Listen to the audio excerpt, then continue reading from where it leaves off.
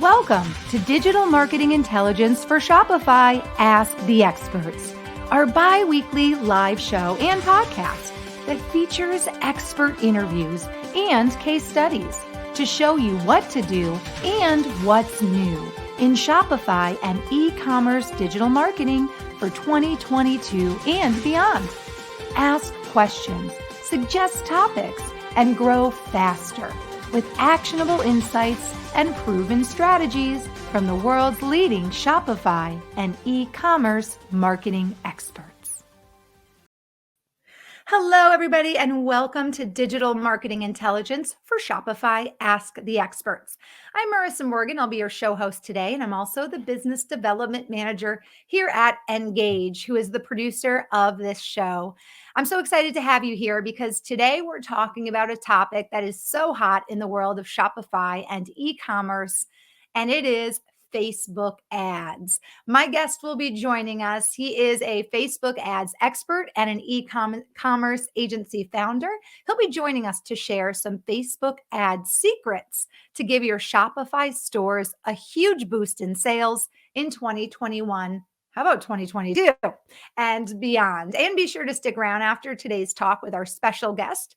He'll join me for our Engage News of the Week. Every week we share a tip, a trend, something in the world of digital marketing and specifically Shopify and e-commerce. And we'll talk about it, we'll share about it, and we'll see what the audience has to say about our Engage News of the Week.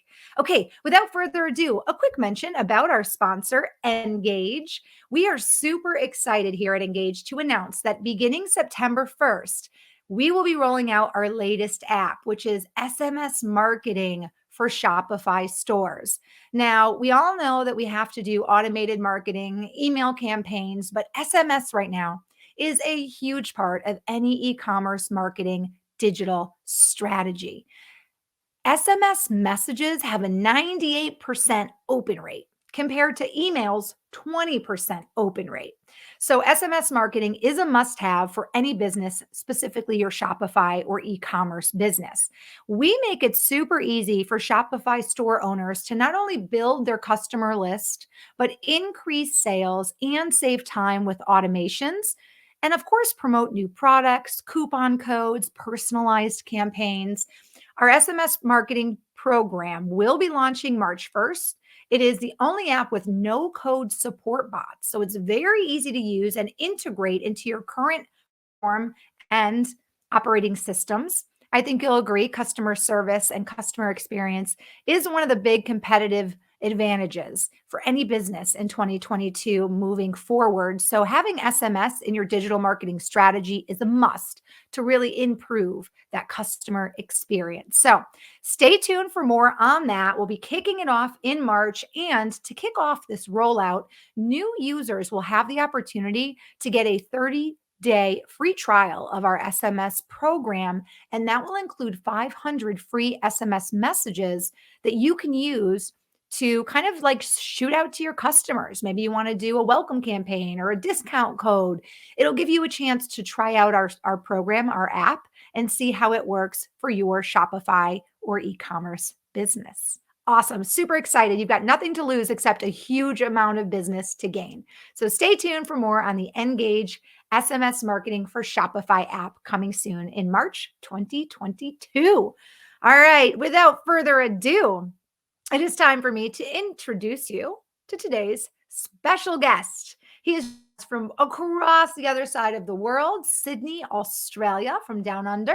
And as you know, I'm broadcasting live from Minneapolis, Minnesota, where it is literally a blizzard outside today on February 10th. So just before Valentine's Day, we're about to get snowed in. It's no fun. I can't wait to hear how the weather is in your world, Luke. If you don't know who Luke is, Luke Smith, you need to. He is a paid advertising expert who has worked with companies such as McDonald's, Estee Lauder, Maybe you've heard of Audible, Qantas, some really big companies managing advertising budgets around $300 a month across platforms such as Facebook, Instagram, Google Search, LinkedIn, Pinterest, and YouTube. In 2018, proudly, Luke founded Simply Converting. It's an agency that helps e commerce businesses in the homeware and furniture spaces generate sales through paid advertising strategies. Luke's aim is to help his clients overcome their biggest three hurdles that are faced by small businesses. Those three hurdles, Luke says, not enough traffic, not enough conversions, and low brand awareness. Amen, Luke.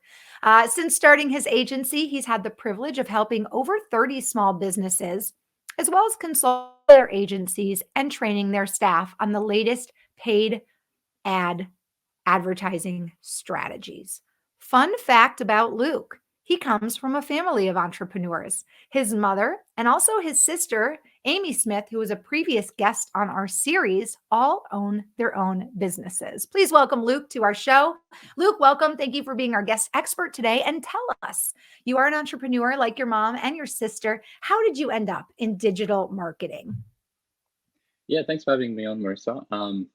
It's interesting. I came out of uni being more of a math person than an English person, and so I thought that banking was the space for me. So I ended up there immediately out of university. But at that time, my mum was building a blog, building a business online, and so she was involved in all of the digital marketing aspects of the internet. And I had absolutely no idea what any of it was or what any of it meant. But I started learning a little bit about it on the side. And at that point, I decided this is what I want to do. And then I was lucky enough to land a entry level job at a agency in Sydney, and fell into Google Ads, and then spread across to Facebook and Instagram and YouTube. Um, and from there, started my own business in 2018, and applying many of the same strategies we do for those large companies, but for smaller businesses and e-com stores specifically now. Well, you founded your agency. You're doing incredibly well. We're really excited to have you here because we're going to be talking about Facebook ad secrets to really boost your Shopify store sales as we drive into this e commerce world in 2022, which is literally booming, right? How long do you think e commerce has technically been around? Do you know? Like, what would be your estimate? Oh, I would say maybe 10 years or so. Oh, more than that. But I think mainstream for the accessibility, and that partly due to Shopify, obviously, it's been Mhm. huge in the last 5 years, and it's only going to get bigger, I think. I was gonna estimate about 10 years myself, and I would say about, 5 or 6 years ago, we saw so many large corporations really driving home their e-commerce platforms, Amazon, Target, what used to be just brick and mortar stores that had online, they were now really pushing the online world. So I would agree with you. I'd say like 10 years ago for sure, but in the last 5 years and even in the last year, 2 years, as a result of the pandemic, we've seen obviously a huge trend of businesses, choosing almost online over a brick and mortar opportunity, right? 100%. And one of my more recent clients was in that exact space where the pandemic hit, and they had the physical location, and they realized, wow, we really need to pick up the ratio of sales from the online store. And so that's how we started working together. So it would have had that same impact on a lot of businesses, I think, the pandemic. Right, right. And it's crazy because the businesses that were already doing it, right? Maybe on not such a larger scale, but the businesses that were doing it had a much easier time when the pandemic happened, continuing to do it and increasing and doing more, versus the businesses that hadn't done it yet, who now really had to scramble to keep up with all the changes and the way and just the habits of the world, which have now forever changed. It's funny. Before we dive into today's talk on Facebook ads, just speaking about shopping in a brick and mortar versus online, I don't know how it is in Australia because obviously there's supply chain demand issues everywhere. But it's still a really big deal in the United States right now. I mean, I went to shop recently at my local retailer where I get groceries sometimes, but also like home good things. I need cleaning supplies, paper products, and so many things were completely sold out in the store. And, it reminded me of those initial months of the pandemic when you couldn't get toilet paper and you couldn't get certain items. It reminded me of that. And I, found myself saying to my significant other, like, we probably gonna have to start just shopping online when we need stuff from this store, because it seems like a lot of brick and mortar stores can't keep up with the in-store demand, but also they're not supplying as much in store because so many people are shopping online, right? Mm.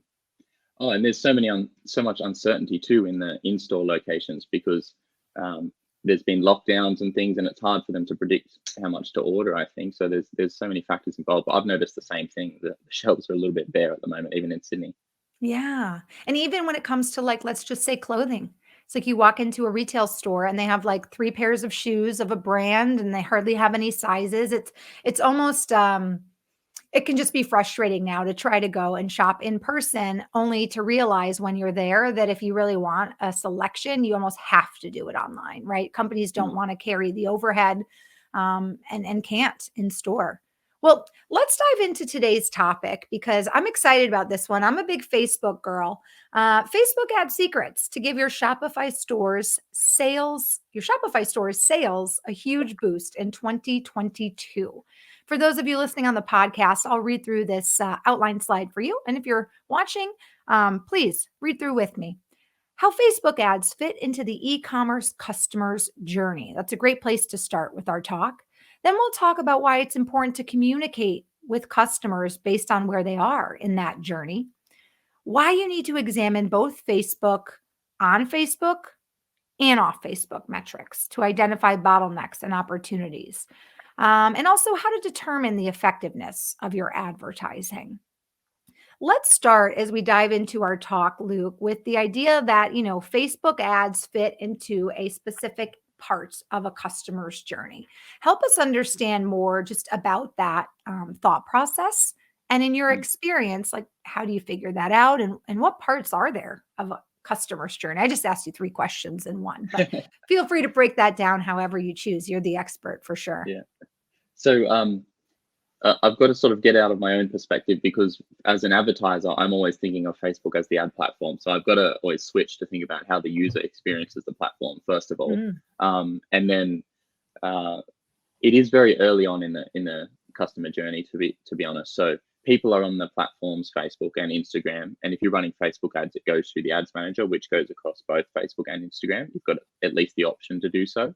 But they're there to be social. Essentially, they're catching up with friends. They've probably got groups on Facebook where they're engaging with messages. They're catching up with family. They're sharing memes and things with their friends.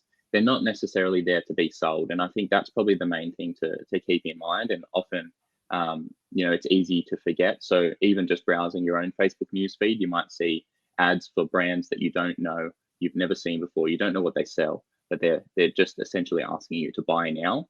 Um, and in reality, it comes back to the conversation of online versus in store that we spoke about earlier, where people's buying behavior these days is that they might see an ad 12 times on Instagram for the same piece of jewelry, for example. And then they're likely to either find a store that has it in stock and just go and buy it. And the store's just gotten lucky in that instance, or they'll go online and pull the trigger after a certain amount of impressions. So it really is a game of serving impressions, especially on those social platforms, and making sure that the brand is top of mind. Now, you certainly can get direct purchases from the platform. That's why it's an attractive space for a lot of businesses because it can work that way.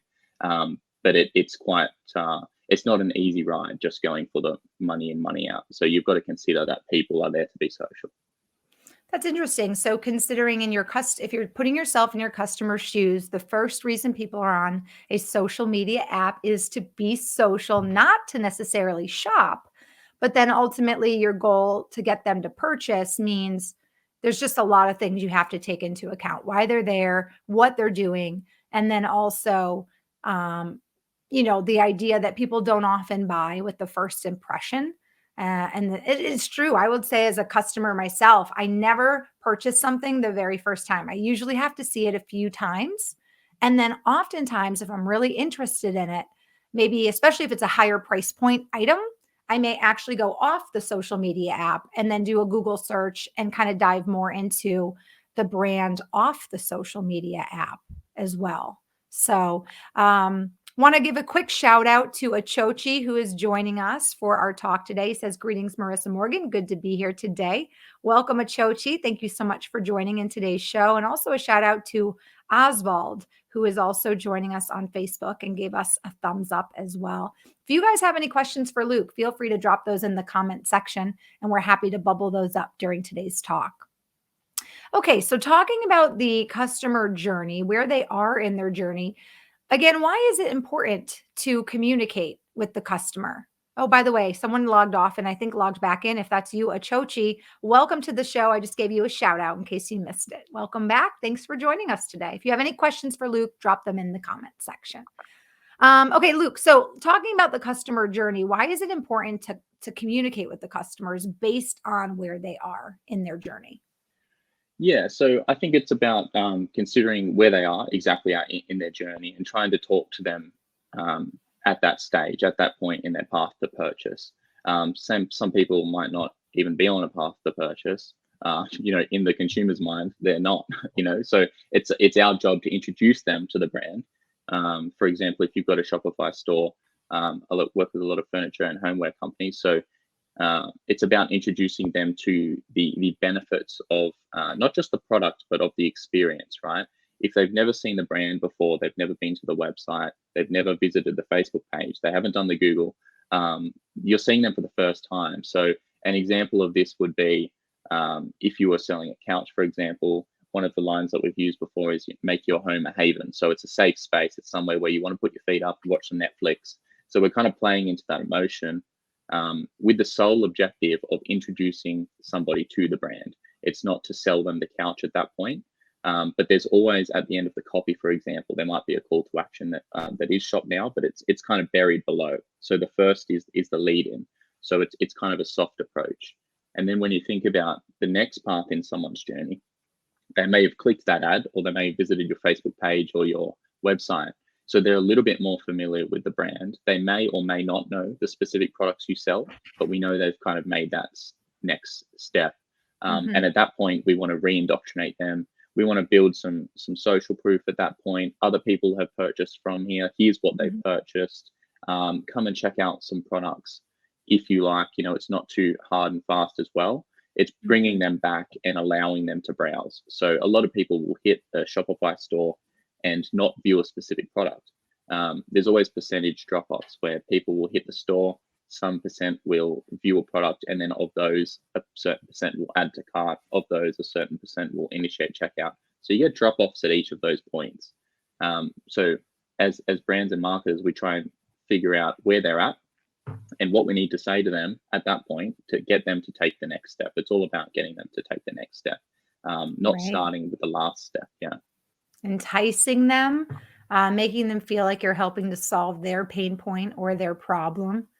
Making your house a home or your home a haven. Home a haven is a great tagline, especially because so many of us are spending more time in our homes. And that there has been this huge boom of home renovations and DIY, and that whole idea that, hey, you should enjoy being in your home. And now that you have to be, you certainly want to make your home a haven. So I like that. I think you brought up a good point too. There's always going to be drop-offs along the way. So that's something I'm sure we can talk a little bit about too when it comes to metrics, down the road.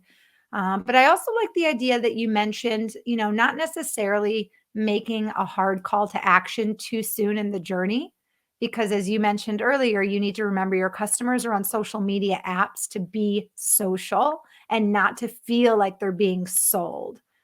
So I think a big part of that, we talk about this a lot, a big part of that is, answering what their problem is before even suggesting that they purchase your product to solve the problem. Because we all know that when we are scrolling and someone's like, oh, are you so sick and tired of your bushy eyebrows that are getting in your eyes? And someone with that problem is going to be like, oh my God, yes, what is this? So really, they say you have about 3 seconds to capture someone's attention, right? Do you have any tips for Facebook ads in terms of, what you want to do in those initial few seconds to help capture someone's attention? Yeah, you do only have a short amount of time. And so what I would say to that is the largest space that they'll see and their eyes will probably naturally draw to the image or the video. Um, so one thing that we've found work well is, first of all, to customize the thumbnail. If you are running a video, you'll notice when you scroll down, the thumbnail is the quick image that a video displays before it starts rolling and starts Ah, playing. So you yes. can customize that. So you want that to grab attention or to be something that would be appealing, not just say a frame full of text. So Hmm. little things like that on videos can help get attention. And then the video itself, obviously, the first few seconds are crucial. So don't wait 10 seconds, talking about your brand or yourself. Get right into it and start touching on some benefits and pain points. And then the images themselves, again, with a hard sell, what we've seen is some images that are just, the product and the price, right? They're a little bit abrasive on the newsfeed because it is that social experience. So something that blends into the newsfeed a little more, it's a little more social, feels less like an ad. They can do quite well. And so we've got one image. It's actually for my mum's business. It's literally her in a store that my sister took of her, and she's just holding a pillow. And she's got a business in the renovation space. And that pillow image, it just does so well with any audience, just because it's eye catching. There's a bit of greenery in the background in a plant store, and it's a bright pink pillow, but it just looks natural. It just looks like it's not staged. So something like that is definitely worth Ah. testing. Yeah. I like that. So, considering that your images really should fall into a news feed more naturally and not be so pitchy or look like a Mm. advertisement, right? That was paid for by a company. Those are the items, those are the ads that tend to do most well. That's interesting. I'd love to see that photo. Yeah. I'll actually have to look it up online. Or do you have it there? Could you pull it up on your phone? Not on my phone. I can send it through after if you like. Yeah, do it. I'd Uh, love to see that but photo. I've heard those kind of ads described as a Trojan horse. So Mm. you're really leading them in slowly. They don't know that it's an ad until they get right into the copy, and because the copy is engaging, um, they've read most of it, and then boom, they've clicked through to the They're site. in. So something like that is worth testing. Well, and this is one of the reasons why a lot of companies now are partnering. I think we can use the word partnering with influencers and micro influencers because, if you don't have the time, the talent, the capability, the creative juju to create fun and engaging content, why wouldn't you sub that out to somebody who loves doing it, right? And so many influencers naturally are doing posts that already resonate with their viewers, their followers. So if you can throw your product into one of their posts and get all those views, if that's your target audience, more power to you. It makes sense. It makes sense to go that route versus trying to hire a photographer, trying to do a photo shoot, trying to create something that looks organic and fun and interesting, when you're also probably conditioned to make it look like an ad. You don't want that. So I think that's a really great tip. Very good tip. And I will say, my eyes immediately zone out when I know something is an ad. I actually get really annoyed at some of the sponsored stuff that comes up through my Facebook and or Instagram feeds because I almost feel like slightly disrespected, like, "Stop wasting my time. Like, I'm not here to look at your dumb product. I'm here to look at what my friends are doing," right? So, Yeah. it's interesting. If someone Trojan horsed me into looking at it, I don't think I would be as mad or frustrated because I obviously found it interesting enough to stop and look at it. You don't So realize that you're on the website. right, and then you're like, "Oh, I kinda like this lady's style. Maybe I should hire her to do my home renovation." Yeah. Exactly. Great tips. Well, let's talk about next, the need to examine both on Facebook and off Facebook metrics to really identify what's going on, what are the bottlenecks, what are the opportunities that are working or not working. Can you share with us your experience Hmm. with both the on Facebook and off Facebook pictures, what those can look like or help you figure out? Yeah, so the goal here is to try and figure out, once you've got ads live, one of the hardest things I think for brands and clients to do is to identify where the problems may lie.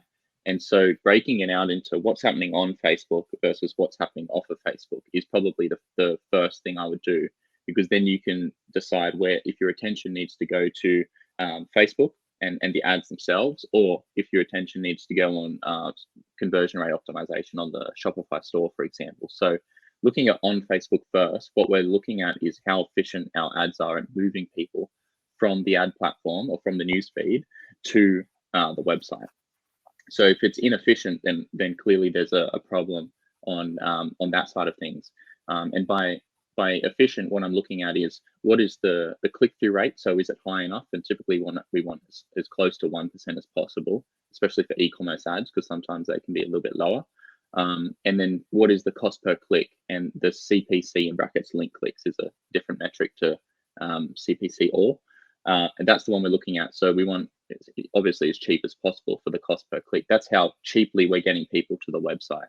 So if we're having trouble moving people from Facebook to the site, we should be looking at firstly the audience. Are we running various audiences, and is one performing better than the other? Or the creative. So it could be a creative problem. If people aren't clicking through, it could be like you were saying earlier, where the ad's just selling too soon. People are a little bit annoyed, they're not clicking. And you can always check the comments as well on your ads to see if people are commenting, because sometimes you do get negative comments, and that'll give you an idea of how it's being received. But Facebook also gives you 3 columns at the ad level that will give you an indication of how the platform is receiving your ads too, and how engaging they are, and how Facebook perceives them in each option.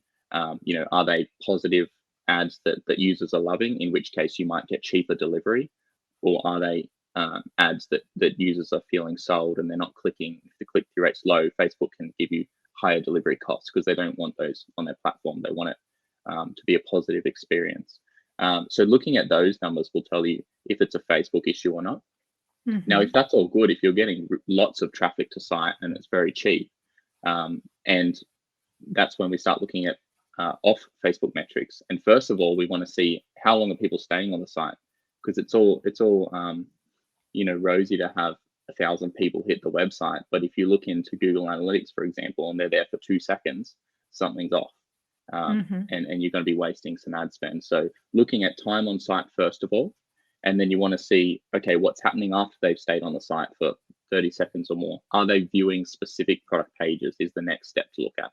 And if they're not, well, then you know that that's the bottleneck. If they are, you go to the next step, which would be, are they adding to cart? And this is a big one, because a lot of product pages don't prioritize things that are important, like the add to cart button. If it's buried below the fold, especially on mobile, if you have to scroll down on a product page to find the add to cart button, it's not a great user experience. And so little things like that can help remove that bottleneck. And then there's the initiate checkout and obviously the purchase. But we do find the blockages are usually, are people viewing specific products once they hit the site? And that's the overall navigation. And then once they hit the product page, are they adding to cart? So they're probably the 2 things I'll look at off of Facebook.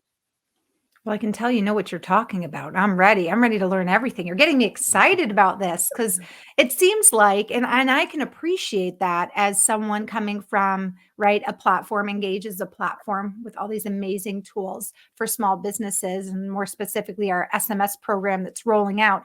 As much as we pitch that the customer experience is incredibly important, right, for businesses, e-commerce and Shopify businesses to have and to improve for their customers, platforms need to remember that the customer experience is just as important for the businesses that are using their platform. And I like that you mentioned, of course, Facebook has a vested interest in ads doing well, because the better that the ads are doing, the more appeal that the ads have to the audience, the more people are going to continue to use Facebook as a platform, because they're getting ads that are relevant to them. They're seeing ads that they like. They're clicking through. They're having problems solved.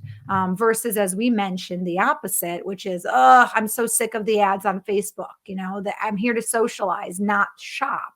So I think that's interesting. You mentioned that Facebook, obviously, by providing these metrics to you, the business owner, they're trying to help you do the best job you can with your Facebook ads and get the best results you can, because it only makes their platform look and work better. I have a question for you about platforms, because one of the shifts we've seen really this year is that platforms have gone away with having to click through and leave the platform, right, to make your purchase. Now platforms like TikTok and Instagram have features that allow people to click on like an ad and it keeps everything right within the platform. Are you seeing this Yeah. trend, and are you seeing that business owners are liking this trend because it's like less steps, less, um, less, I guess, abrasion, right, for the customer if they can just click something they see in Instagram and then buy it right in Instagram? Are you seeing that this is a positive change, or are you finding this to be maybe something negative because traffic maybe isn't going to the website? Or the metrics are kind of skewed because now all everything's like wrapped up in the social platform. What are you seeing in terms of that trend and how that affects the metrics and such? Yeah. So overall for the user, the less friction, the better. So I mean, if it helps Friction, that produce was the word I was trying to remember. Friction. I said abrasion, kind of the same it, thing. Friction, friction, it friction. Yeah. yeah. If it helps produce more purchases, obviously brands will be okay with it. But there, there's a there is a need to a mentor of mine, James Shrenko, calls it own the race course. Mhm. So driving people to your own website is more beneficial because you can have them opt in. They can join your email list. They can join your SMS list, for example, like you were touching on earlier. Right. And what Facebook's trying to do with the Instagram shop and Facebook shop, they're obviously going to be pushing that harder because they want people to stay on the platform because that's where their ad revenue comes from. And after all of the tracking changes last July, they have less faith in their um, audiences and ability to track people once they leave.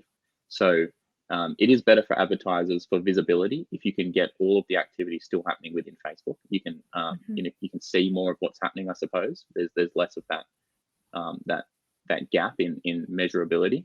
But yeah, so there's pros and cons. To be honest, I haven't done a test of what is the conversion rates on the shopping experience, and I think most of that is still organic in Australia as well. So I think they're rolling that out in different geos at the moment, but it's certainly something that I'll be testing pretty heavily. Fantastic.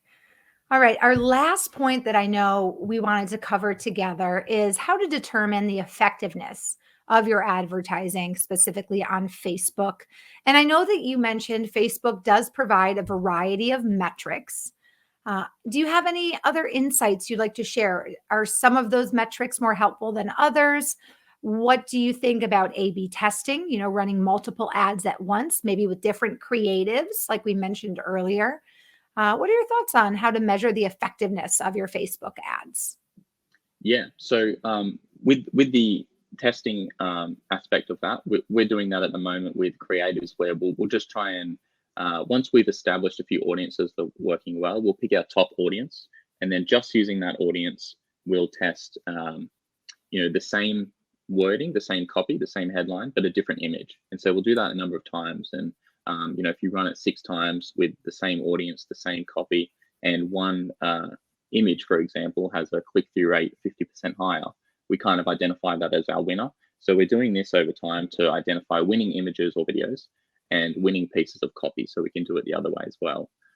And then you'll pick out some top images, some top copy, and some top audiences, and that's something that you can use to scale with and pretty reliably too.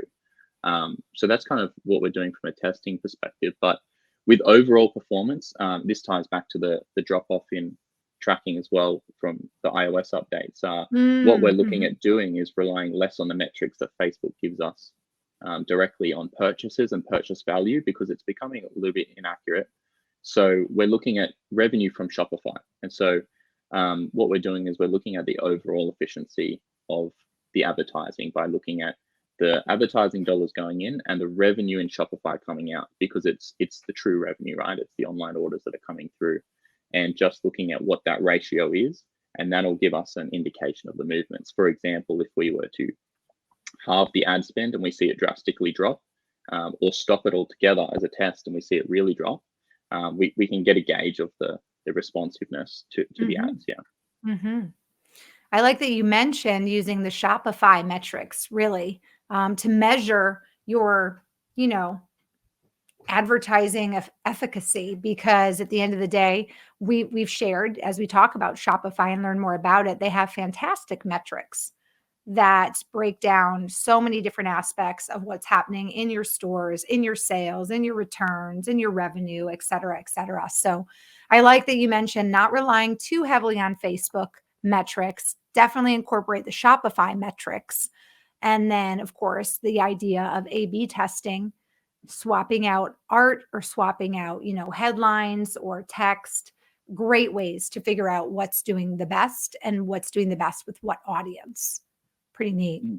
We just got a question, so I want to make sure we have time for that before we wrap up our talk here. This question is from Achochi, and he said, what's your thought on the recent downturn with Facebook ad use and the threat that TikTok poses? Do you think it's beneficial to begin to learn TikTok ads now? And right away, before you jump in, Luke, my initial kind of response is always, no matter what, you want to be where your customers are. So if you know your customers are on Facebook and you don't think they're on TikTok, I would say don't freak out about going and having to learn TikTok ads, because that may not be the platform for you. But if you know that your customers are on Facebook and TikTok, or you're seeing a move from your customers from Facebook to TikTok, then my instinct would be definitely start learning the TikTok world. Would you agree, or do you have some different insights? No, I definitely agree. It does start with where your customers are, first of all. So, beyond that, it's just a new shiny object or something that you'd want to throw all your time and energy into. But if the customer base is there, TikTok, I think, is huge at the moment. There's a lot of conversation around it, and it's hard to decipher who's doing really well with TikTok ads or who's just selling TikTok ads at the moment. Mm. But it's definitely something that I'm going to be testing. There's a big barrier though with TikTok ads in that it has to be native. They're very specific kinds of videos and trend heavy. So to take someone from Facebook ads with their videos that they would run on Facebook over to TikTok, there's a disconnect. So all I would say is Ah. test TikTok, but don't put all of your energy in it. And if you're going to test it, make sure you are looking at how people are doing ads, rather than just taking your creators from Facebook and trying to run them on that platform, because you'll probably come to the conclusions that they don't work. But you just need to make them more native. That's an interesting point. Great question, Achochi. Thank you so much for sending that in to us. And I hope that Luke did a great job answering your question. I definitely think he did. I like that you brought up this idea that content does perform differently, whether it's native to an app or not. And even from a consumer standpoint, who loves, from my personal world, I love to create content on my social media platforms. But I have even noticed that too. If I make a video, edit it off the app, and then bring it on in and post it, it tends to do worse than if the video itself is actually filmed using the app in the camera mode or what have you. Same goes for taking a video that was created on a TikTok account and then uploading it to, let's say, Instagram stories or reels. It's interesting, but all of these things completely affect the algorithm. So it makes sense that that is going to have the same impact on our advertising. So I think a big takeaway is whatever advertising you're doing, whether it's on Instagram or Facebook ads, or you're starting to learn TikTok, make sure that your material is native to that app and is created in that app for that app. It doesn't work to just share all. Yeah, it's almost like these platforms know when we leave. Yeah. Well, of course they do. Yeah. I actually have the timer now. So I only spend 1 hour on Instagram a day. And I just realized I'm just letting them know my habits, right? Because now, right at the 1 hour mark, they're like, ding, girl, you've been on Instagram 1 hour today. And I'm like, you liar, you liar. But I'm like, now they know. Now they know Marissa spends about an hour a day and then she tells herself no more. But it's funny how much information we also give these apps by just, you know, obviously by clicking, by setting timers like that, by, asking our phone to track what we do all day. It's just, Mm. it's quite incredible, kind of scary, but incredible. Yeah. Well, listen, Luke, this has been a really insightful talk. We have a few more minutes. So if you have any other questions for Luke, if you have any questions as it relates to Facebook ads, he is the expert, he is your man.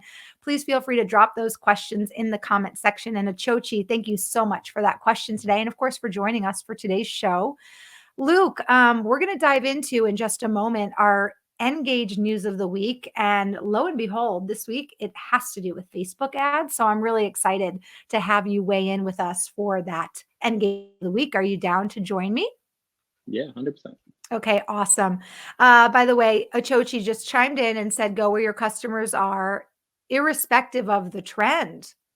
Absolutely, Achochi. Again, trends are just that. They're trends, right? They're not sales, they're not conversions.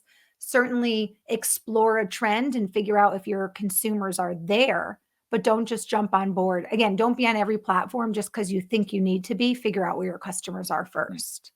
And just on that, there's trends in terms of new platforms, but with TikTok specifically, there's trends in terms of the actual creatives as well. So um, there's sort of two aspects to that. So even if you do move to TikTok, have a look at how people are creating those ads. Great feedback. Thank you so much, Luke.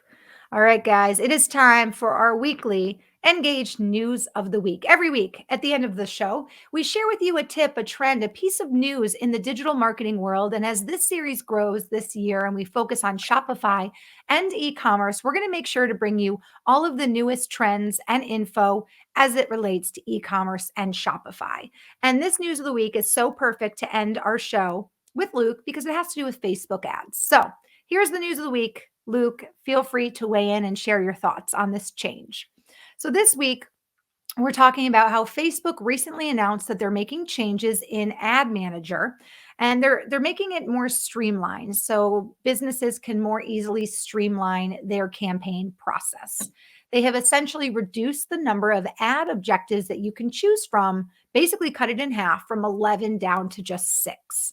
So, what Facebook is saying is in order to more effectively guide advertisers to optimal campaign setups, they've redesigned the objective selection experience when creating new campaigns in Ads Manager. They've moved to an outcome driven ad experience model where advertisers can select their designated business outcomes. And those outcomes that they've given you the options of are awareness, traffic, engagement, leads, app promotion, and sales. So you basically now go into Ads Manager and they're going to ask you, what do you want to accomplish with this ad? Are you looking to drive brand awareness, traffic to your website, engagement, leads, app promotion, or sales? And yes, there's some certain intermingling in those objectives, but they're trying to help you be more streamlined.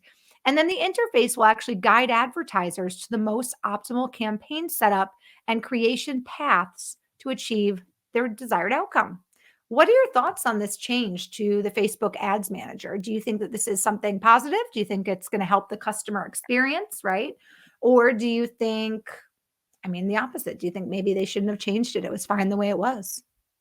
No, I like the change. I think simpler is better, especially Mhm. for people getting onto Ads Manager for the first time as well.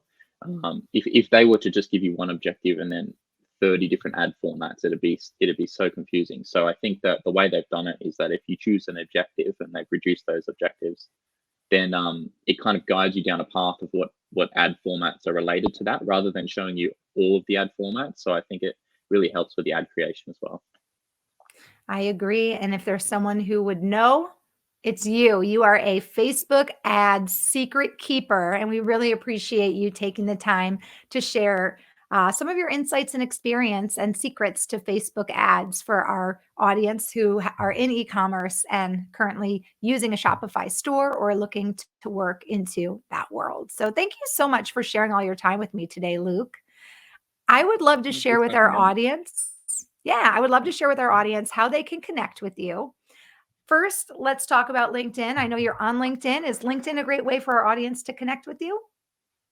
Yeah, I'm on LinkedIn daily, so definitely yeah, connect with me there if you like, and send me a message. Definitely present on LinkedIn. Perfect. We've got his LinkedIn link up if you guys want to screenshot that so that you can find him later. His name is Luke Smith, Lukesmith. And you can say his link. It's going to be Luke Smith 868888710A. As somebody in branding and marketing, Luke, I think we need to change that so it's easier to I think that's the remember. number.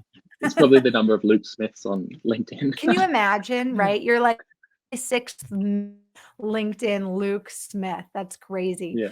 So please go ahead and find Luke on LinkedIn. And then let's talk about your agency, Simply Converting. You started this in 2018. You're growing rapidly. Let's talk about what our audience can find if they visit your website.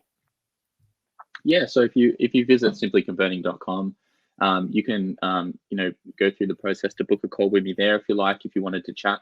Otherwise, there's a community button, and that will take you to a Facebook group called the Ad Insiders, and just share some tips and tricks on Facebook ads there. If you'd like to join, just head over to the website.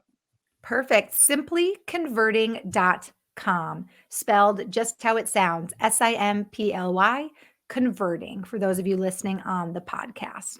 Awesome. Well, Luke, I want to thank you again so much for taking some of your time to share your insights and expertise and secrets on Facebook ads with us and with our audience. Thanks for joining us as our guest expert on digital marketing intelligence for Shopify.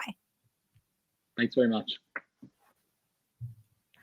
Awesome. I love it. An amazing guest with so many great insights. I love to hear, um, takeaways and insights, especially when they come from, younger person who is up and coming in the digital marketing space, such as Luke. We heard he comes from a very entrepreneurial background. His sister, Amy Smith, runs her own consulting business. We had her on our series earlier last year. She was a fantastic guest. So I'm not surprised her brother, Luke, was also a wonderful and insightful guest. Please connect with Luke Smith out of Australia or check out his website and his agency, Simply Converting, if you'd like to know more about the secrets of Facebook ads and how to improve your sales for your e-commerce or Shopify store, especially if you're in the home and houseware category, because that is where his kind of like forte is for his agency and helping other companies and brands to grow. So check that out. And listen, if you're just tuning in and you missed the show and you'd like to rehear or share Luke's insights with a colleague, rewatch the show, we do have a live show. And I want to invite that link. It's so easy to find. It's engage.com. That's ngagge.com/live-show. Starting in just a few days, I would say by February 14th. Luke's show will live in that live show library. We also have a podcast library as well that you can find when you go to the live show library and click references. There'll be a link to the podcast library as well. So that is where you can go to benefit from Luke's insights or to share a link to today's show with a friend or colleague. Okay, guys, that is all for today. I want to remind you that our next show will be next Tuesday. Our guest is Evan Paget. He is an e-commerce expert with 20 years in the business, helping subscription e-commerce businesses from startups to enterprises. He's going to be at 1 Eastern, Tuesday, February 15th, a little post-Valentine's Day, Engage, to talk about why subscriptions are really the driving force of recurring revenue for Shopify stores. So I think this will be a great topic. We haven't talked about the subscription-based model just yet. As a consumer, there's many companies that do it and use it. And I think it's interesting to hear his insights on the subscription-based model. Join me Tuesday, the 15th, 1 p.m. Eastern. Evan Paget will be our guest. Now, if you're just joining us, and again, you want to see the show again, check out our live show library. But if you have questions, topic ideas, or maybe you have someone you'd like to refer to our show to come on board as a guest, please feel free to connect with me on LinkedIn. I am the Marissa Morgan. Because just like Luke, there are some other Marissa Morgans out there. They're not as cool as me, but they got my name first. So I am the Marissa Morgan. And you can also email me at Marissa, MARISSA.M @engage, NGAGGE.com. Well, that is all for today. I want to thank you all again so much for joining me on today's show. I want to thank our guest, Luke Smith, and also his sister, Amy, for referring him to join us on our series. Continue to be excited about e-commerce and Shopify as we grow in 2022. Get excited about our SMS program from Engage that will be launching March 1st. And I look forward to seeing you all here on Tuesday, February 15th for our next show. Take care and thanks for watching.